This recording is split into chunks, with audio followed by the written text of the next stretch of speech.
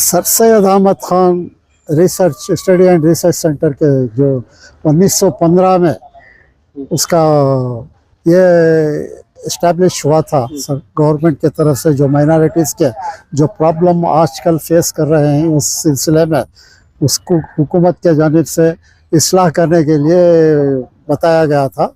वो 2015 से लेकर 2025 तक कुछ भी काम नहीं किया गया, जबकि वहाँ पर एक डिप्टी डायरेक्टर जो हार्टिकल्चर की तरफ से अपॉइंट किए गए थे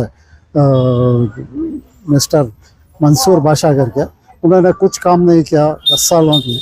हमने जब आरटीआई में ये डॉक्यूमेंट वगैरह दस्तावेज़ात लेने के बाद एक पीएल फाइल की गई थी और पीएल हमारे ऑनरेबल हाई कोर्ट ने ये पीएल को अलाउ करके उसके ऊपर रिपोर्ट बनाने के लिए और हमारा जो कंप्लेंट है उसे कंसिडर करने के लिए कहा गया था।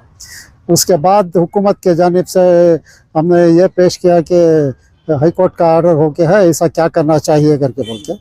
अब हाई कोर्ट के ऑर्डर के मुताबिक हुकूमत की तरफ से एक कमेटी का फॉर्मेशन हो गया जिसका सरबराही केएमडीसी के एमडी मिस्टर शेख लतीफ़ साहब कर रहे हैं और वो 15 दिन में कंप्लीट करने के लिए कहा गया था।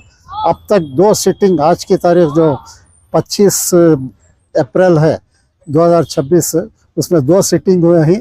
2 सिटिंग में मैंने अपने सारे डॉक्यूमेंट और मेरे जो भी कहने का शिकायत थी वो दर्ज करवाया हूँ मैं। अब देखना है कि इस रिपोर्ट में क्या आउटकम आएगा, आउटकम के मुताबिक क्या हुकूमत उसके मिस्टर मंसूर बादशाह के ख़िलाफ़ कार्रवाई करती है वो देखा जाएगा। अब इसके बाद 2015 में जो ऑर्डर हुआ था वो ऑर्डर के मुताबिक ये Sir Syed Ahmad Khan study research centre जो हज कमेटी में इस्टेब्लिश करने के लिए कहा गया था, मगर इत्तेफाक से वो हज कमेटी में नहीं किया गया। उसके बाद जब हमारा कंप्लेंट गया, हाई कोर्ट का ऑर्डर आया, उसके बाद वो इमीडिएट शिफ्ट करने के लिए हज कमेटी में एक ऑर्डर पास किया था। अब 15-20 दिन के बाद फिर वो ऑर्डर वापस लिया गया है और माइनॉरिटी डायरेक्टोरेट माइनॉरिटी में ही इस ऑफिस को चलाना करके बोल के ये किया गया है, लेकिन यहाँ तो कोई काम नहीं रहा है।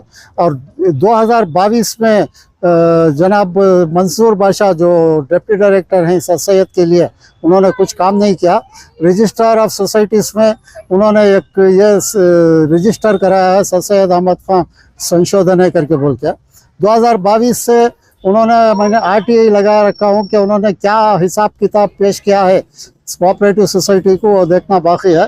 देखेंगे कि उन्होंने क्या हिसाब किताब बनाया है और सबमिट किया है हुकूमत को। इसमें ये जो मिनिस्ट्री का जो हेड होता है वो मिनिस्टर होता है जी, तो कहीं ना कहीं वाज़ेह तौर पर ये बात समझ में सामने ये आती है कि मिनिस्टर की लापरवाही या फिर गैर जिम्मेदाराना रवैया जो है इस मामले की अहम वजह बना। मिनिस्टर साहब के सिलसिले में मैं इतना कहना चाहता हूँ कि गैर जिम्मेदारी की बात तो अलग है, लेकिन जो महकमे में मॉनिटरिंग करना है उससे वो लाइल नहीं लगता है इसमें।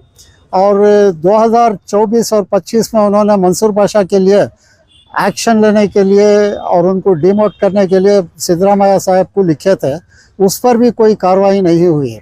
अलबत्ता उनको मालूम है कि Sir Syed Ahmad Khan research centre पर कुछ काम नहीं किया गया है, लेकिन उन्होंने खामोशी क्यों बरती इसका अभी तक हमें अंदाज़ा नहीं लगा कि क्या बात है। और फंड जो अलोकेशन हुआ था 4 करोड़ 60 लाख रुपये, उसके बारे में भी सारे लोग म्यूट हैं, कुछ उसके उस पर कहने को तैयार नहीं है। हर साल 4 करोड़ 60 लाख रुपये मुख्तस किए गए थे और वो पैसा रिलीज़ हुआ है या नहीं और कहाँ पर खर्च किया गया है वो भी अभी तक पता नहीं चला। तो ये खुला धोखा नहीं है ये माइनॉरिटीज़ के साथ? एग्जैक्टली ये धोखा ही है। धोखा इस वजह से है कि हुकूमत की पॉलिसी माइनॉरिटीज़ के लिए डेवलपमेंट करने के लिए, उनके मसाइल हल करने के लिए जब कोई स्कीम बनाती है तो हमारे लोग ही उसे सत्यानाश कर देते हैं। मिसाल के तौर पर अब सर सैयद अहमद खान का मामला सामने आया है। 10 साल से जब एक पैराग्राफ एक डिप्टी डायरेक्टर होने के नाते लिखकर हुकूमत को नहीं भेजा गया तो उसकी क्या हैसियत रही और क्या काम किया है उस बात से पता चलता है।